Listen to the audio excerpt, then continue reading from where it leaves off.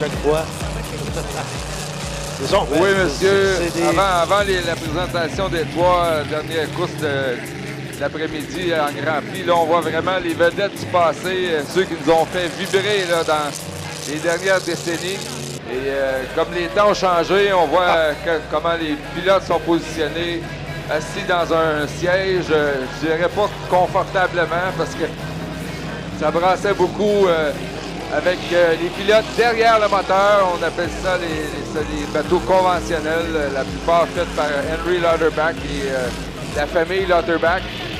Ceux qui sont sur le circuit, là, Roger Lapierre avec le Miss Dynamite. Ça a été votre gagnant en 1988 lors des régates d'or. Le Miss Gangway que Howie Benz a chauffé. Et regardez bien le GP242, le Dynasty et Robin Demers. Lui, il offre tout un spectacle. C'est le bateau que Jean-Pierre Lessard conduisait. Et je crois que si on chronométrait Robin, là, ça serait des vitesses similaires à ce qu'on voyait dans le temps. Il a vraiment pas froid aux yeux. Et une autre superbe embarcation, c'est la première fois à Valleyfield, le Miss Advance United, le GP111. Ce bateau avait été sorti pour la première fois par Jules Leboeuf. C'était un boomerang en 76 et 77.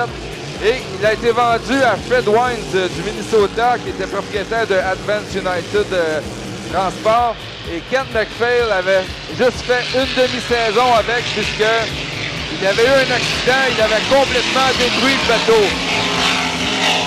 On a vu Robin Demers. Le voilà, le Miss Advance United. Quelle jolie embarcation. Mais sous ses couleurs qui a duré qu'une demi-saison, puisque McPhail avait détruit le bateau lors d'un accident. Et c'est Jules Leboeuf qui avait été le premier propriétaire de cette embarcation avec le boomerang. Mais c'est quand même extraordinaire de pouvoir conserver, de faire la conservation de ces embarcations-là. Parce que c'est le témoin d'un passé. Trop souvent, on a tendance à acheter, à oublier. Et là, vraiment. Exactement. Et la plupart, pour être vraiment un vintage original, on doit avoir les pièces originales du bateau.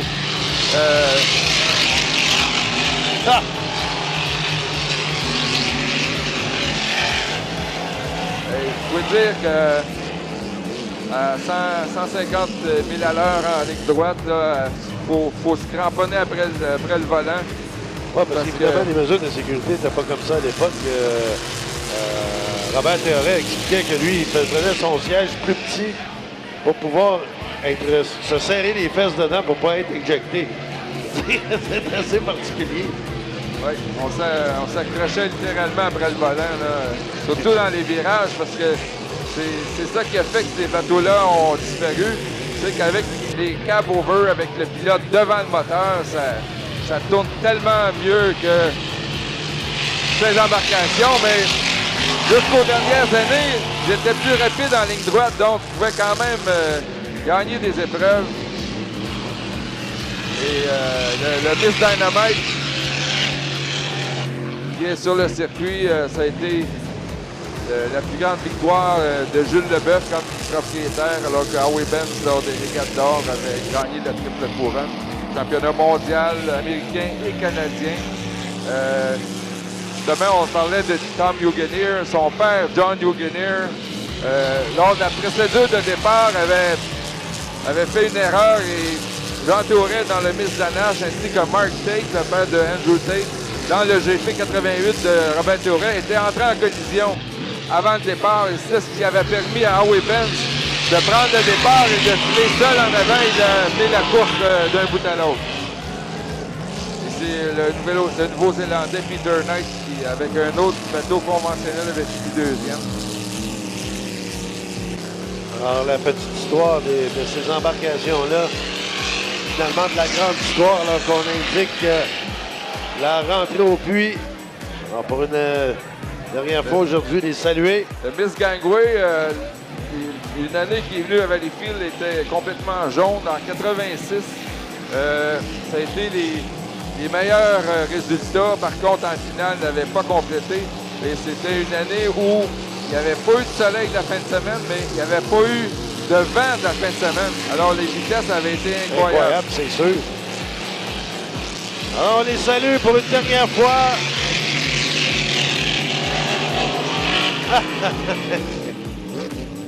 Eh ben, c'est un spectacle. Avec une dernière embarcation, là. Il prend tout son temps pour pouvoir admirer toute la beauté et le design de ces bateaux-là.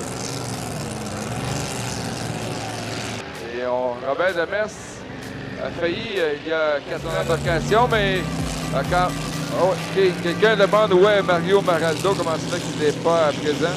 Il est en semi-retraite, fait quand même des sorties au Michigan où il y a des démonstrations. Mais M. Maraldo, on sait, suit les années des régates, donc il a 77 ans, n'est plus vraiment en compétition. Alors là, on se fait plaisir, on va se gâter. On a d'autres. En plus, mon bateau préféré, le Miss Canadiana, que je vois de l'autre côté avec un design hallucinant. Oui, on était censé en avoir 2 en ce week-end. C'est le seul, le Royal Canadiana, qui a été en classe Grand Prix à l'époque où on avait 5 bateaux de la même écurie. Robert Briand qui arrivait ici avec un Grand Prix, un 6 litres, 5 litres, ainsi qu'un bateau à fond plat. Et à l'époque aussi, le 280, donc avait 5 embarcations, tous aux mêmes couleurs, toutes aux mêmes couleurs. Et celui-ci est vraiment le dernier de la lignée. Ah, ça, c'est le Miss Canadiana, un design avec l'aileron arrière, là, complètement. Une espèce de design révolutionnaire pour l'époque. Pour l'époque, oui. Ah, oui, absolument. On a pour la première fois le Xanadu, qui est le 182. On voit avec les pontons là, différents. On appelle ça des Pickle Fork. Et c'était Jack Stetzer à l'époque qui avait cette embarcation. Le Xanadu, le Tool Crib Special, embarcation jaune, avait gagné l'invitation en 74 avec Roger Land aux commandes. On a vu le Midnight Miss, un propriétaire de vintage de l'Australie. Le Midnight Miss qui a été un GP77 que les Brody ont eu et qui a été un des bateaux construits par Henry Lauterbach. Après ça, il est devenu le Midnight Miss en Australie, avait été acheté par un Australien. Et c'est une superbe embarcation et c'est un monsieur qui n'a pas peur de peser. Ah, tu vois ça? Ben, tu sais, quand tu as été pilote de Grand Prix un jour, tu te demeures toujours et ça ment pas. On voit l'épaisseur des pontons là, du Miss Canadiana, comment c'était différent. Mais ça a été une glorieuse époque puisque Art Ashbury, dans les années 60, a fait un record mondial en ligne droite avec un des Miss Canadiana. Le Tool Crib Special qui est devenu après une embarcation c'était le GP31. C'est un pilote ontarien, donc le nom m'échappe. Le El Bandito, Norm Phillips, qui avait acheté cette embarcation, le Tool Crib Special, qui est devenu le El Bandito. Il y en a qui s'amusent, hein? Il y en a qui se challenge un peu là, au virage. Dès qu'il y en a un qui accélère, l'autre veut suivre. Ça de donner le meilleur spectacle possible. Là, je crois que le drapeau noir vient de présenter. Bon, on va les saluer pour une dernière fois. En tout, ils sont près d'une trentaine cette année, les bateaux vintage. Alors, quel champ de coureurs qui font cette démonstration. Et voilà le dernier qui passe devant les estrades et qui salue la foule. Alors, ça a l'air qu'il y en a qui ont décidé de continuer la course. Ils n'ont pas vu le drapeau. Ils ont décidé de se faire plaisir.